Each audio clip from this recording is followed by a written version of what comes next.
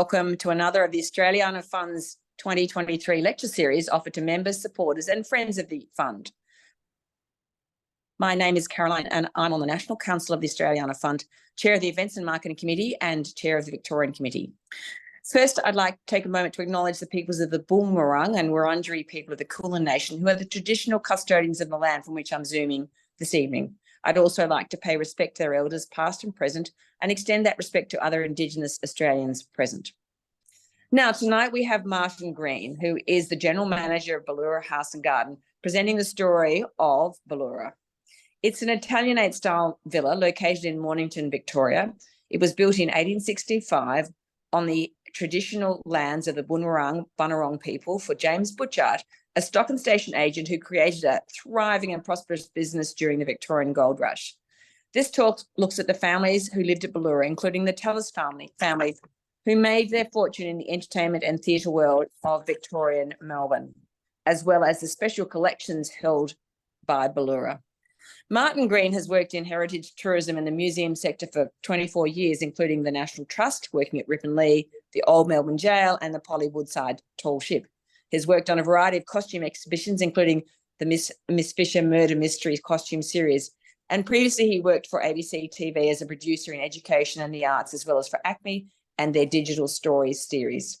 And I think this story tonight, this fits very well with the stories that we're trying to tell about the funds houses, and we've chosen another house. And Martin, we're so pleased that you're joining us tonight. We look forward to your presentation, and over to you now. And you please start. Well, thanks very much, Carolyn, and thanks to the Australiana Fund for inviting me to talk. I spoke to Carolyn and said, well, what do people want to hear? And I think I'm going to sort of talk a little bit about some of the artworks and explain a little bit about what Beleura is and show you what it looks like. But I also want to just talk about really the narrative about all the sort of personalities and the people that lived at Beleura. Beleura's on the State Heritage Register, and it's listed for its colonnade veranda. And everything on the State Heritage Register, it's usually about architectural merit. But I think often it's the narrative and the interesting stories behind a property that make it particularly significant.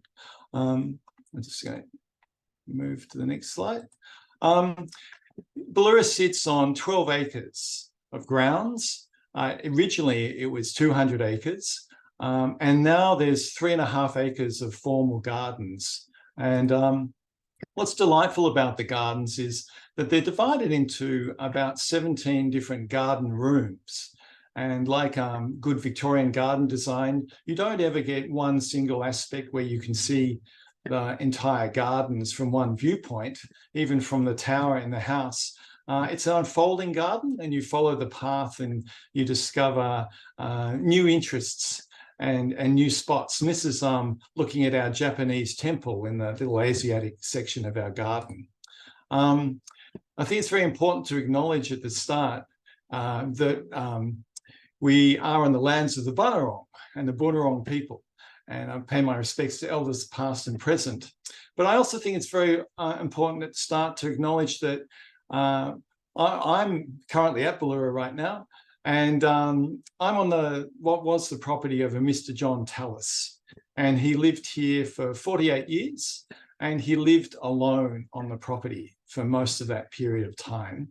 And I'm going to come to his story, but I think it's very important to acknowledge that the only reason I can be here is because it was his foresight and interest in leaving Beleura as a legacy to future generations. What's remarkable about Beleura, and I've been in the Heritage House Museum field for quite some time. It's a very unusual part of the museum field. And usually most properties have to dress their properties with furnishings to make it look how it was with the original owner. And what's absolutely wonderful about Beleura is that it's in original state. And by that, I mean that the bowl that's on the mantelpiece was put there by John Tallis. Every single item in the room is how he had it. And it's exactly as it was in 1996 when he passed away. We have freshened things like the paintwork and made the house feel like it's still inhabited and lively. But everything is still exactly as it was. And it's wonderful to open a drawer and you find a drawer full of the contents of his correspondence, or it might be all his shoes in his wardrobe, or his collection of tweed jackets. So it has this authenticity that's very appealing to people when they visit Beleura.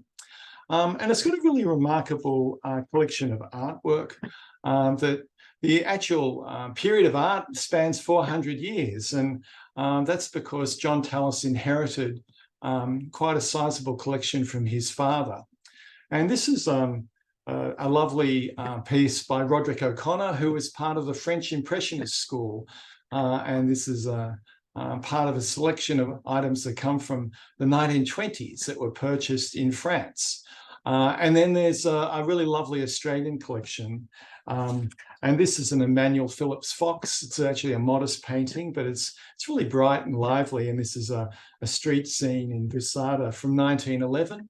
And this was purchased in 1913 by George Tallis.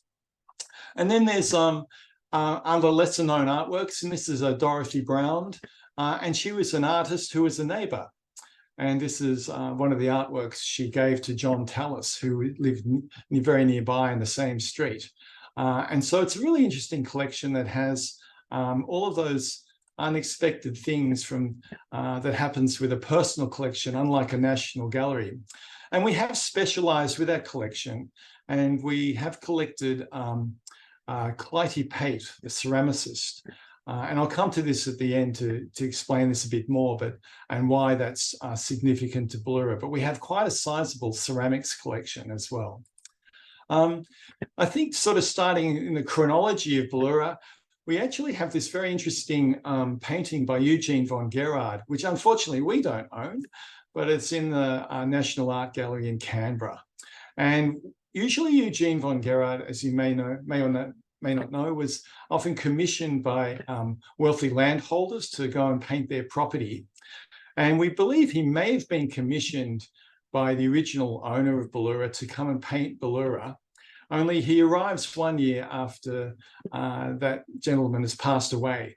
And so we have this wonderful view of Snapper Point in 1870, which gives us an idea of the landscape on the Mornington Peninsula, not in the very earliest days of settlement, but in fairly early days.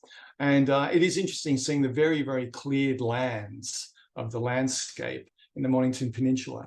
And it's that whole discussion that's been happening with Dark Emu and the debate about what was early settlement like, or the pre-settlement landscape. And this is another artwork that unfortunately we don't own, but it leads me on to a very important part of the story. And while I'm sort of mostly speaking about 158 years of history, I mean, really, the Bunurong were here for 15,000 years or more. And sadly, with the arrival of settlers, very rapidly, their whole communities were disrupted and dispersed. And we have this marvelous miniature painted by Georgiana McRae, who is a very gifted artist in her own right. She's worth a whole lecture herself. Absolutely fascinating story. And she painted Eliza, obviously not her real name, but an Aboriginal woman who is literally part of the Bunurong, who were on the doorstep of the McRaes in their home, which they settled in the 1840s.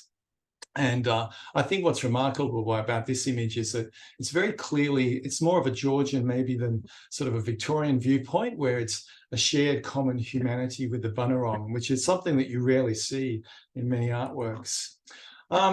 This is another image I've got from just discussing the Bunurong who are present here all across the Mornington Peninsula, from Dandenong down to Cape Schanck. And this is a map, and you can see it's rather crudely drawn of the Mornington Peninsula. But I think it's very interesting that it's drawn by William T. Anderson, who is the Assistant Protector of Aborigines in the early colony of Victoria. And you can read his letters and diaries with enormous frustration, because he doesn't seem to observe. He wasn't the right person for the job, hopelessly put out of his depth, and just spent a lot of his time hoping that the Aboriginal people would become like English people. But he did spend a lot of the time traveling with them. And I'm bringing this map because it shows the journey of the Bunurong people that passed right from Dandenong, right down the coastline to Cape Schenck. And we have evidence right 100 metres from Beleura, what used to be part of the original property, are the Aboriginal middens on the cliff face facing Port Phillip Bay. They're metres deep, and they show the evidence that for thousands and thousands of years, Aboriginal people have been pausing right here where Beleura is on Snapper Point and eating shellfish as part of their continuous journey that they made. I think then it's very interesting when you look at an 1871 census of Mornington, and it's that they went into elaborate, not that much elaborate detail, but there was one Aboriginal person left here on the Mornington Peninsula, according to the census in 1871. Well, I'm sort of going to turn my attention to talk about Beleura. And in the original Crown lands, when they were looking for the early squatters, they would draw up, take a map and draw up with drawing lines on the map of where they would dictate pastoral leases. And in the 1840s, there was the next door lease was called Yanti Cran, and that's using a Beleura term, a Bunurong word. And the run that was listed on in the planning office next door was called Beleura, and that's where the name comes from. And it's been Europeanized, I guess, to be now Beleura, which sounds like some sort of European name. But we don't know where the name comes from. But it does go right back to the original planning office when they were planning the site. And the very first person to actually settle at Beleura arrived in 1842. And they were James Butchart, and he was a young Scotsman. And here he is looking like a very fine, upstanding gentleman. And he was to become allegedly the wealthiest man in the colony of Victoria.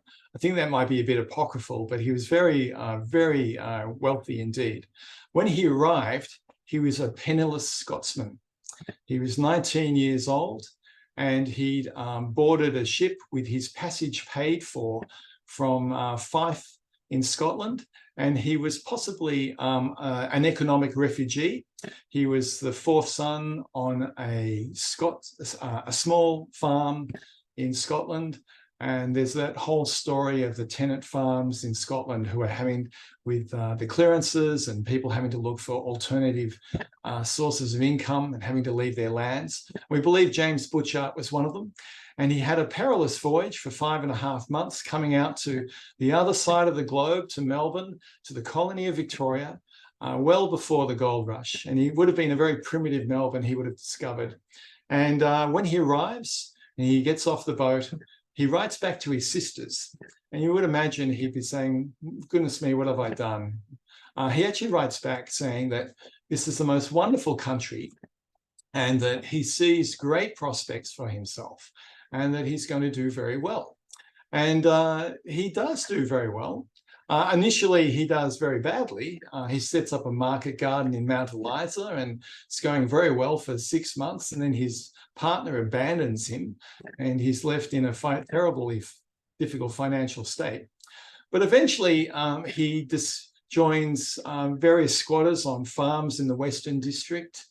He goes to Smeaton and joins Captain Lonsdale, and he travels around Geelong. And with his background, I guess, as a farmer in Scotland, working on a farm, he had a great understanding of livestock. And it must have come to him that the colony of Victoria operated on livestock and sheep. And so he sets up with a Mr. K, a building in Burke Street. And in fact, if you look very closely at the photograph, Mr. Butchart is actually one of the shortest statured gentlemen there. surrounded by a rogues gallery of gold miners outside his premises. And you can go and stand in that doorway today. It's on the corner of Hardware Lane and Burke Street, and it used to be the premises of Kosminski's Jewels.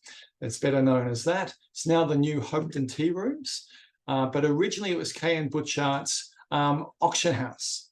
And this is where James Butchart auctioned off livestock.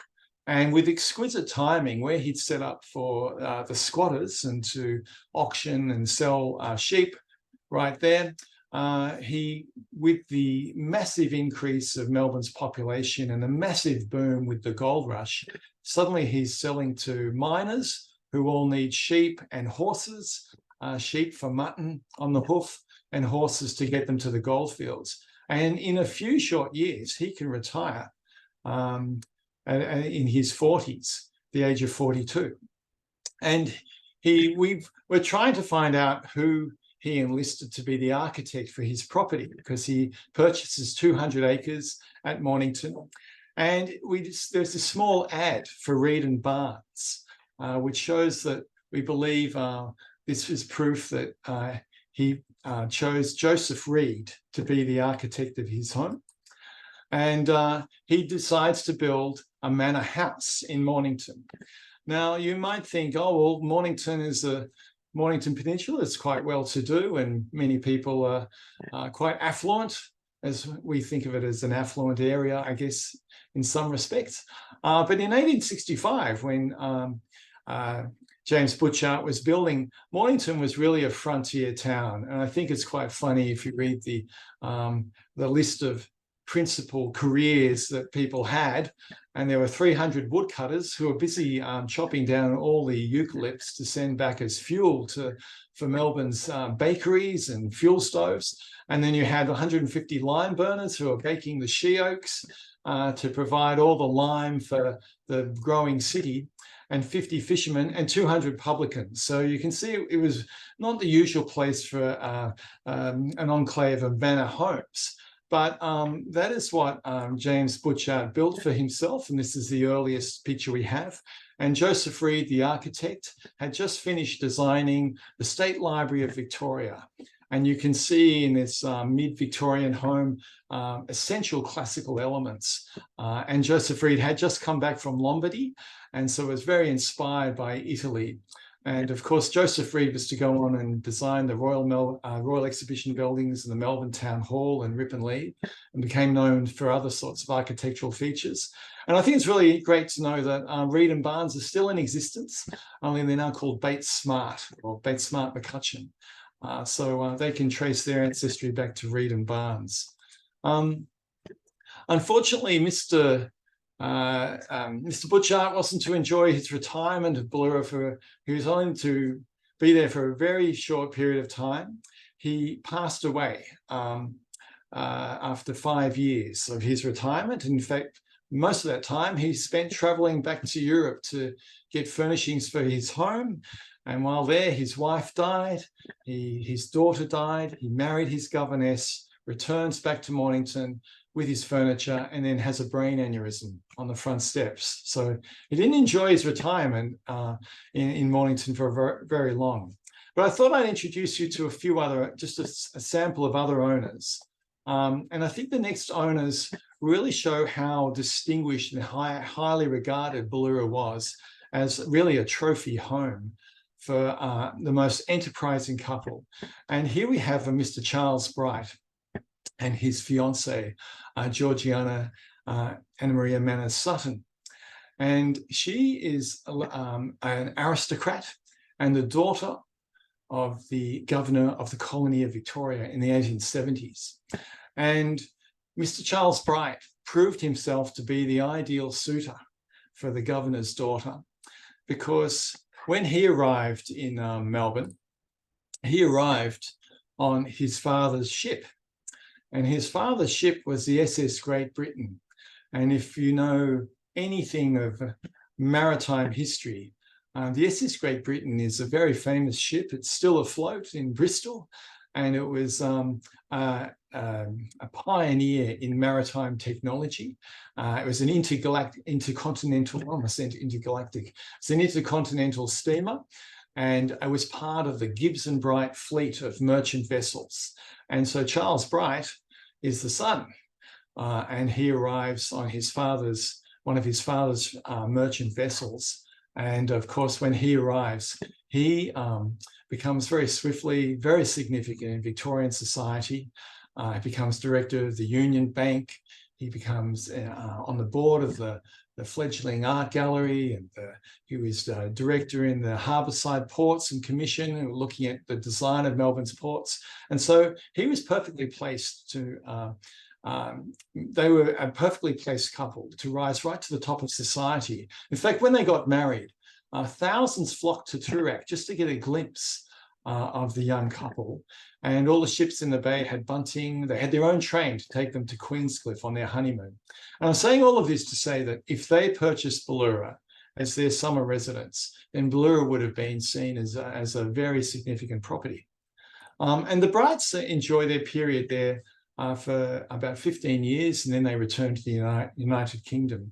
And we're going to travel in time now to a future owner of Beleura, a very significant owner. And this is George Tallis. And why I particularly wanted to mention the Brights beforehand is because when George Tallis arrived in Melbourne in 1886, he didn't arrive on his father's ship.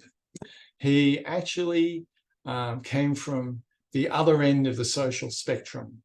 He was an Irishman, which was already a little bit of an impediment in Victorian society. He was one of 12 children.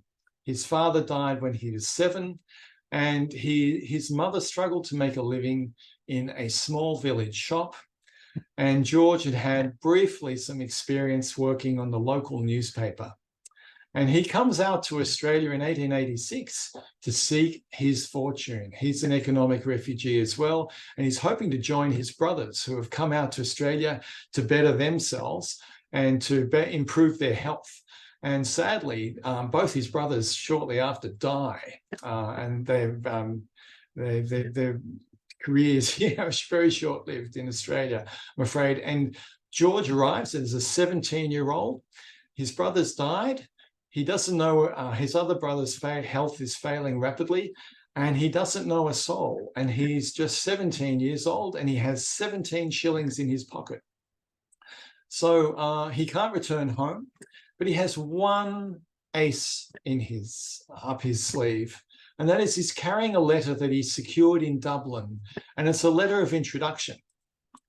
And it's a letter of introduction to, we're not quite sure why or how he got it in Dublin, but it's a letter to an American actor who is running and performing a play in Melbourne called Strike It Rich. And this American actor is James Cassius Williamson.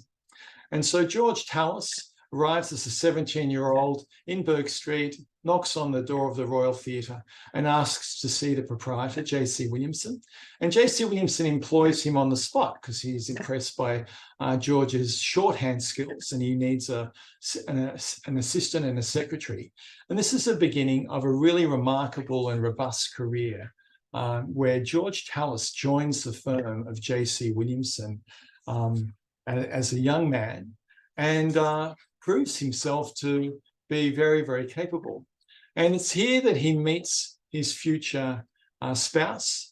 And this is because I think often we concentrate on the male history too much. And I think often women's stories are very, very interesting, even though they've got other economic impediments. But his wife, Amelia Tallis, was actually born Amelia Young, and she had 7 sisters who all went on the stage. And Amelia joined her sisters looking forward to a stage career. Her father was a silversmith working in the city of Melbourne. And Amelia was looking forward to her career on the stage. And she was regarded as having high hopes. But at the age of 23, her career comes to a halt. and she marries this up-and-coming George Tallis, who's become at that the manager of a theatre in the J.C. Williamson enterprise, and she joins him in marital life and goes on to bear him 4 children. As George progresses in his career with J.C. Williamson, he proves himself very astute businessman, and J.C. Williamson proves himself a phenomenal entrepreneur in the theatre business and rapidly grows J.C. Williamson into a behemoth in the theatre world, putting on many major productions and bringing out all sorts of artists, such as the Gilbert and Sullivan Doyley Opera Company, and all sorts of visiting performers from Covent Garden and from Broadway. And George Tallis is along for the ride and increasingly gets more and more responsibilities and becomes a part owner in the business. And here he is outside his first home in Camberwell. And as a part owner, I think he'd taken shares in a play that they just put on. And the play had done remarkably well, and it was called Santoy. And so George's first home here is called, he named Santoy. And I think it shows that the business is proving very profitable indeed. Increasingly, J.C. Williamson comes to rely on the support of George Tallis. And in 1911, George Tallis takes over the business and becomes the major shareholder and the chairman for J.C. Williamson. And it's at this point that J.C. Williamson is really reaching its peak as an enterprise in the theatre world. J.C. Williamson theatres go on to build the Regent Theatre as a cinema. They build the Comedy Theatre. They're all based at Her Majesty's Theatre in Exhibition Street. And at one stage, they had 650 permanent employees, not including all the many, many casual employees they took, and would often have up to 15 different touring theatre companies. And you have to remember, this is a business all done using the telegraph to organise the transport of visiting performers and their accommodation and the orchestra that must accompany them, the costumes that have to be made, the scenic art that has to be designed and painted and shipped on by railroad and by ship to the theatres all across Australia. And all of this is done by George Tallis, is known as a remarkable administrator and is running this phenomenal business that becomes eventually, allegedly, one of the possibly the largest theatre enterprise in the world at one stage, rivaling other businesses in New York and in London. This is Amelia Tallis on one of her many trips overseas, because she would accompany George as he toured the United States and United Kingdom, clocking up thousands of miles, traveling to theatres across the globe as he sought the finest talent in the world to come and tour his theatres across Australia. He even goes to Milan and La Scala and is negotiating with Italian opera singers. He's negotiating in New York. There's a discussion, there's one note where he goes to 5 shows in one evening, where he decides quickly whether a show is worth his interest or not. So he's touring different theatres, and he describes how at one performance at midnight, he's meeting the composer and securing the rights to the property to tour his theatres. He's meeting the actress at 2 a.m. He's meeting the producers at 4 a.m. in a cafe, and he goes to bed at 5 a.m. having secured all the rights and got the performers to agree to come to Australia. Really remarkable business, and having to face all sorts of things like silent movies and radio that were all threatening live theatre. Now, coming back to the story of Beleura, in 1916, Beleura, meanwhile, has gone through a succession of owners, and 3 property developers see an ideal opportunity to purchase the acreage and divide it up into 180 one-acre lots and they sort of isolate the original house on a very small parcel of land and design streets and streetscape, and then put forward an enticing development to entice purchasers to buy a lot and become part of a new suburb. Well, this piques George Tallis's interest, because George Tallis is also a phenomenal investor in real estate, and did almost as well with his real estate holdings and perceptions about how to run his business as he did in his theatre business. And so he sees the property coming up for sale, and he attends the auction. And in 1916, at the auction, he buys all the lots. None of the planned streets are ever built. He purchased everything lock, stock and barrel.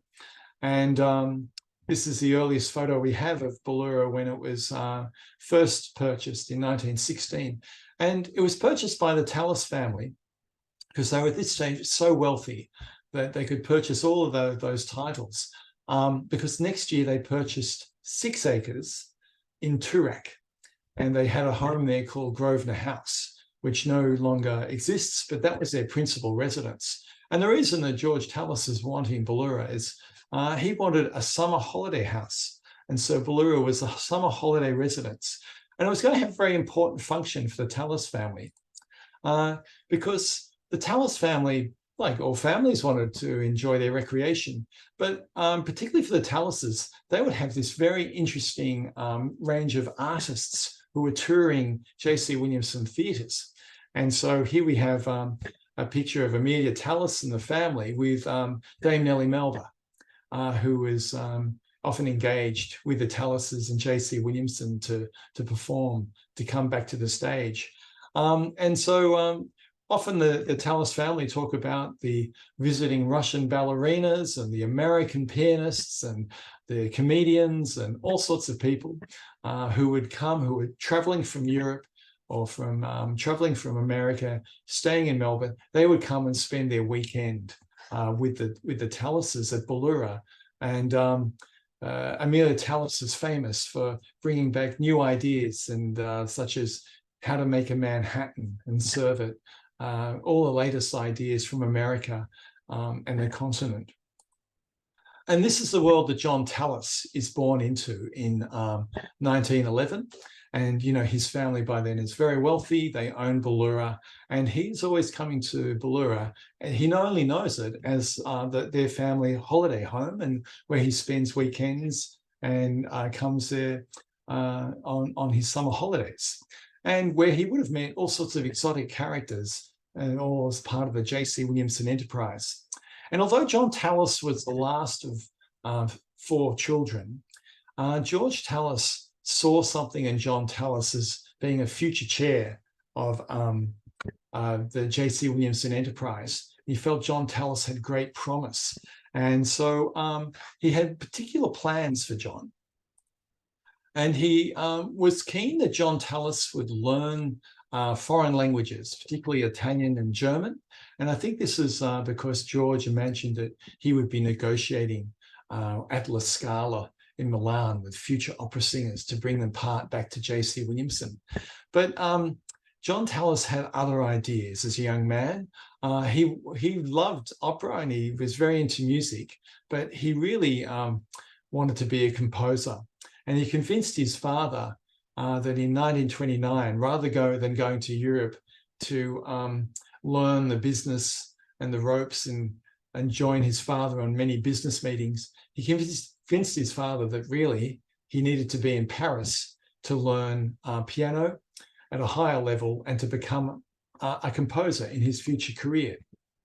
And so he joined his father in 1929 on a trip to, as a 17-year-old, off to Paris. And on board the ship, I know this curious image of the adventures of a musician in search of music. This is the name of his diary that he began on board the ship. And you'll see he's got a very curious image. And he met on board the ship on his way over an older couple called the Wallers, Ian Waller. It's not Ian, sorry. It's Christian Waller and Napier Waller. And the Wallers were very significant artists. And Christian was a very remarkable artist. And she offered to illustrate John Tallis's diary, you know, the young 17-year-old. And they formed this lifelong friendship that was to have some significance later on. And she illustrated his diary with these marvelous illustrations. And while he was in Paris, John Tallis had quite a wonderful lifetime as a young Australian. Imagine being in Paris in the early 30s. You're from a wealthy family. You could cable your father and say, I need a Steinway for my Parisian apartment for my studies, and get one. And was very serious about pursuing music and enjoyed his life on the continent on his own for 10 years. Until the age of 27, when with the coming outbreak of war, he had to return home. Meanwhile, things were a bit more difficult for his father back in Australia, because with the early 30s, there was a depression. J.C. Williamson had to shut down 2/3 of the theatres in the depression years, and were really struggling. And George Tallis had to use all his nous to work out how to keep the business going. So George Tallis was a gifted composer, and was very interested in pursuing his career in music. But he also became very interested in the European culture he was surrounded by, particularly Italian culture.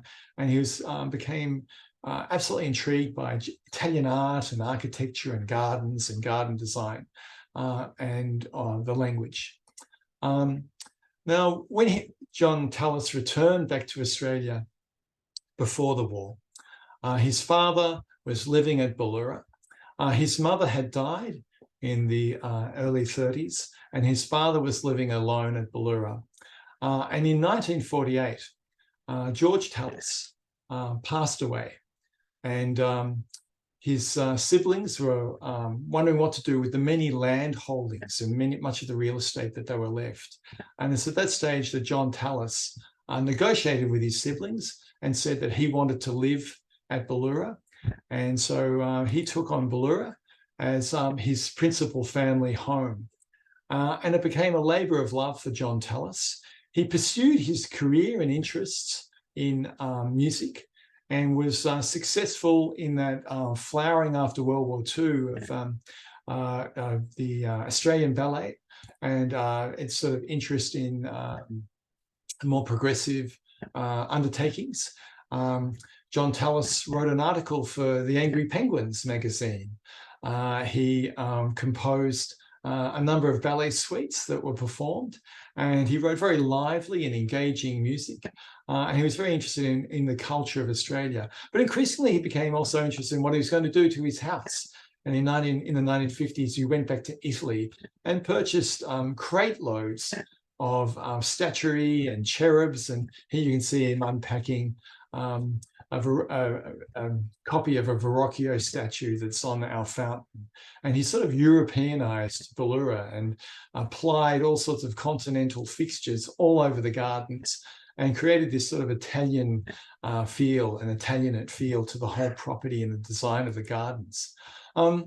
He lived at Beleura and increasingly became not a recluse, but he was a very introspective person. Beleura has very grand dining room and a drawing room. And from our records, John Tallis, after the mid-1950s, although he lived there to 1996, only really used his grand dining room once for a handful of dinners and stopped using it after the mid-50s. He engaged an artist to create all sorts of elaborate frescoes and designs in the house. I'm not sure if I've got a picture for it, but it's one of the interests of the property is the way he created this very interesting Italianate design on the interior of the house, and brought back that continental feel that he'd engaged with himself. As he grew older, he was interested, he was one of the earliest directors of the National Trust, but and originally had plans to engage with the National Trust with the future of Beleura. But at a certain point, he became a bit disaffected and upset about changes to heritage laws and what he could do as an owner. And so he did work very much to preserve Beleura and made it the focus of the later part of his life, and set up a trust and foundation to look after it in perpetuity for him.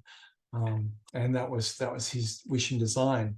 As you can see, Beleura in 1996, when he passed away, it had become a little bit tired. It would have been very difficult as an older person to run a very large estate.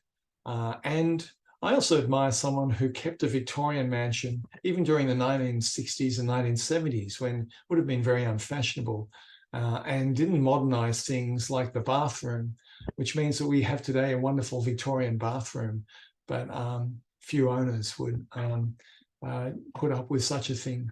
But I think it was John Tallis definitely had a very great affection for Beleura and the originality of the property. This is Beleura today, and as I said, we keep John Tallis's vision. Anthony Knight, our director, has been involved with the property for over 25 years. He spoke to John Tallis very closely and knew him very well. They formed a very close relationship. And so Anthony has a very solid understanding of what John Tallis's will and vision was. And that is how we actually preserve, in a way, Beleura in terms of the garden. And the changes that you inevitably have to make with a garden, we do according to the intentions and ideas that we know through Anthony John Tallis had. Just trying to find my next. That's all. Sorry. So some other features that we have at Beleura, as I said, we expanded John Tallis's original collection of Clyde Pate ceramics, and so we now have over 500 Clyde Pate ceramics, and we've made that an exceptional collection. And we've also she was a very interesting production potter, and I won't go into her story, but we've got it's a very interesting examination of her oeuvre.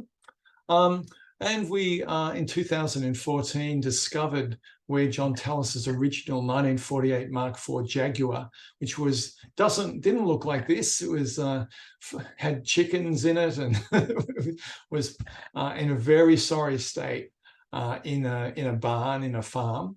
And now it's been fully restored, and we've got a collection of automobiles on the property as well. But I think what's most important is having managed heritage properties, that there is a risk that once you've seen it, you don't ever need to come back. And we have another aspect to Beleura, and that is John Tallis's passion for music is something that we continue. And so we commissioned a Wayne Stewart grand concert piano made out of hewn pine, which is a 21st century acoustic instrument. It's a 9-octave piano. It has 109 keys, which makes it one of the largest pianos with an extended range in the world. And this means that Beleura is very attractive to pianists. And so we have a very vibrant and engaging music program, and we span everything from jazz to traditional classical music to new music. And we have artists from pianists such as Paul Grabowski, and jazz pianists Tony Gould. We have Tim Young, who's a wonderful concert pianist, who's now a curator of our classical program.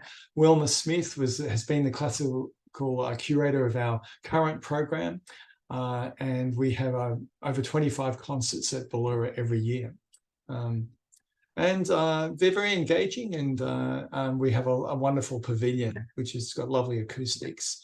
And what's great is it only seats 80 people. You're never more than 4 seats away from the action, and you can hear all the detail in the smallest dynamic range of any performance.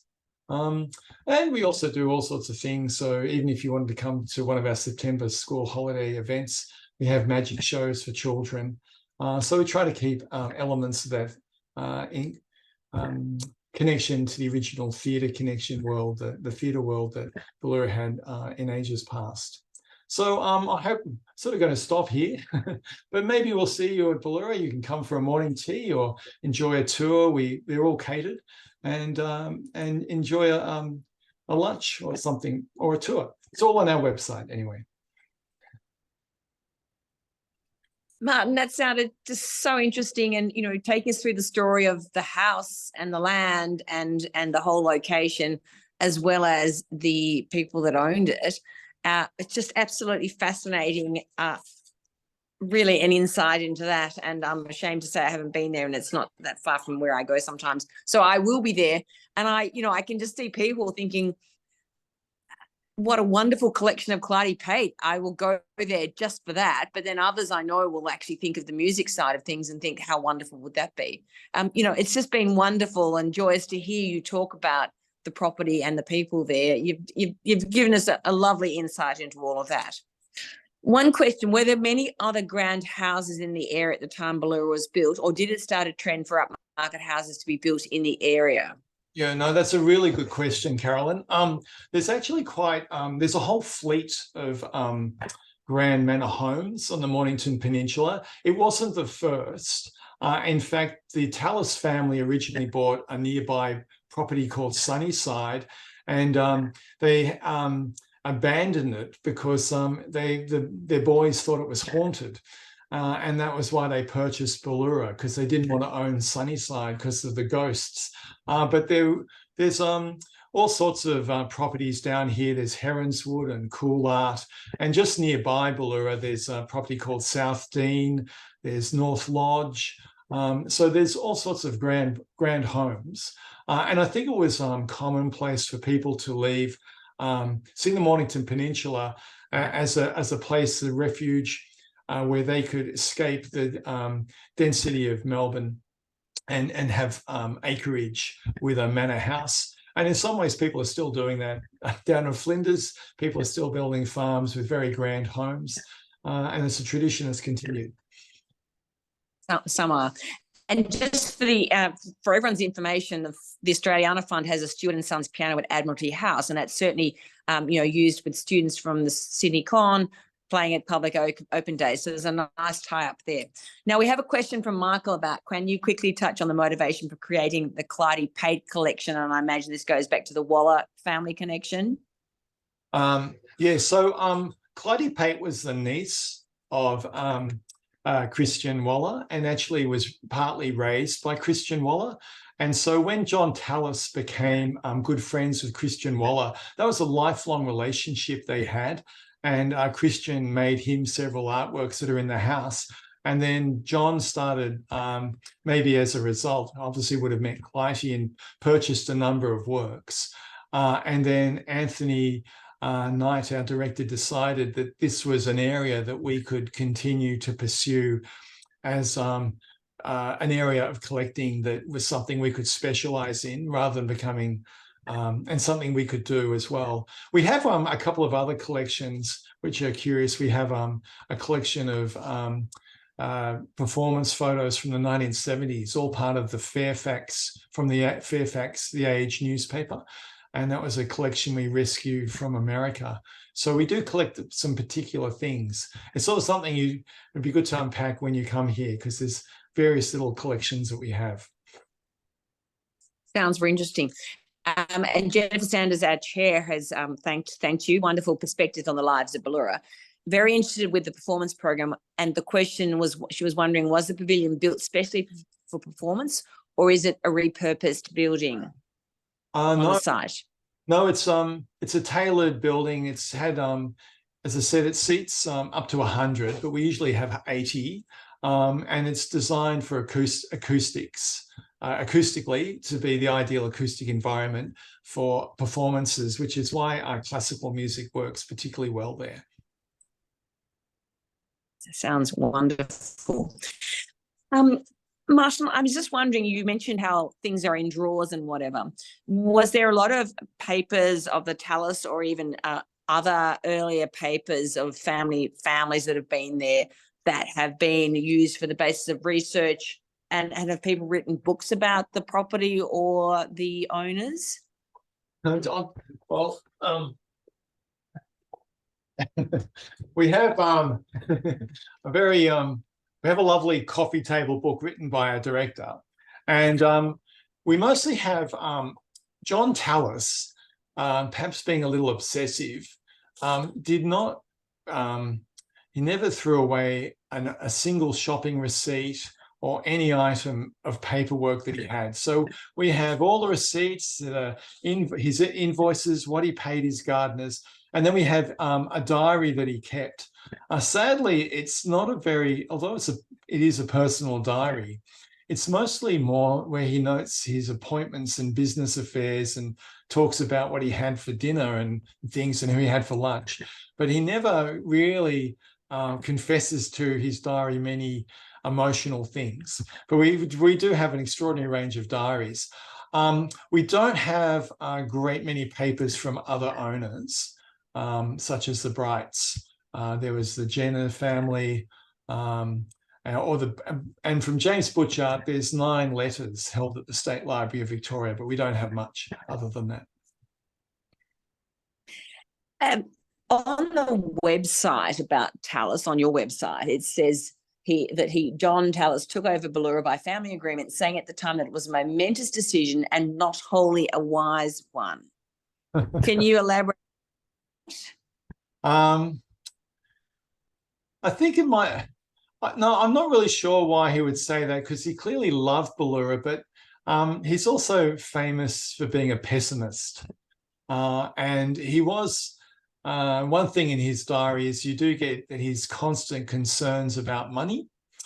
And although he was fortunate to live on the legacy of his father and was quite well off, he did have to make a lot of decisions about his investments. And I think maybe it was the cost of running the property. But he did have a succession of housekeepers and gardeners.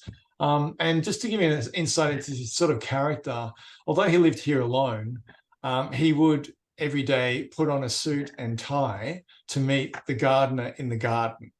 And he would discuss the gardener wearing a suit and tie in his garden with the gardener, because that was the done thing. And he felt that a man of his status and stature would be improper to be less well-dressed. That would be the standards at the time, I suspect, Martin. And one last question. Did he leave any music scores there? Yes, we have, I think there's 7 ballet suites that he wrote. And we have a number of his manuscripts, including the one thing that he did love, and that was his dog, his last dog, Chigi. And so we even have the manuscript of his song to Chigi, which is a funny little song that he wrote. And Chigi is buried on the site. And Chigi is famous because when John Tallis died, Chigi was allowed to live at the site for the rest of the term of his natural life. And he lived for another 7 years with the housekeeper who was looking after Chigi. And of course, it made all the headlines in all the newspapers were dog inherits $20 million home. And that's still a story that I have to, correct. But that was famous, and some people still, that's their only memory of Beleura, that this is owned by a dog, which is wasn't quite the case. And one very last question. Do you have a team of volunteer gardeners or garden guides, and, making the comment that really the gardens look like they are a very significant part of Beleura? Yes, we have 130 volunteers. And we have a whole garden group that help in the garden. And then we've got volunteers who do our guiding in the house and the gardens. And we have an archive group. And we have people who help with administration, people who help with our hospitality. So we really rely on a whole community of volunteers. And we have 12 acres. We only have 2 gardeners and an apprentice. And it's a huge property to manage. It's very, very difficult. And we do rely on very much the continuing workforce of our volunteers. That sounds wonderful. Other organisations could take some examples from that. I'm assuming you manage them really well. Anyway, that's really terrific. I think, Martin, we'll leave it there. Thank you again for such a really interesting talk. And I think those that are online today and those that might see the recorded lecture later will want to visit and will be fascinated by the story you've given us today. So that's really wonderful. Thank you so much. Sure. And for everyone that joined in, appreciate you being online. Thank you to those at the Australiana Fund who helped put this lecture together. And for any further lectures in our series, you can book through the Fund's events website. And there's lots of information about the collection there as well. And you can purchase a copy of our book, Collecting for the Nation, from our website as well. So I think, Martin, thank you. If we were in an auditorium, everyone would be cheering and clapping you. We have a virtual clap going on. Thank you very much again, and good night. Okay, good night. See you.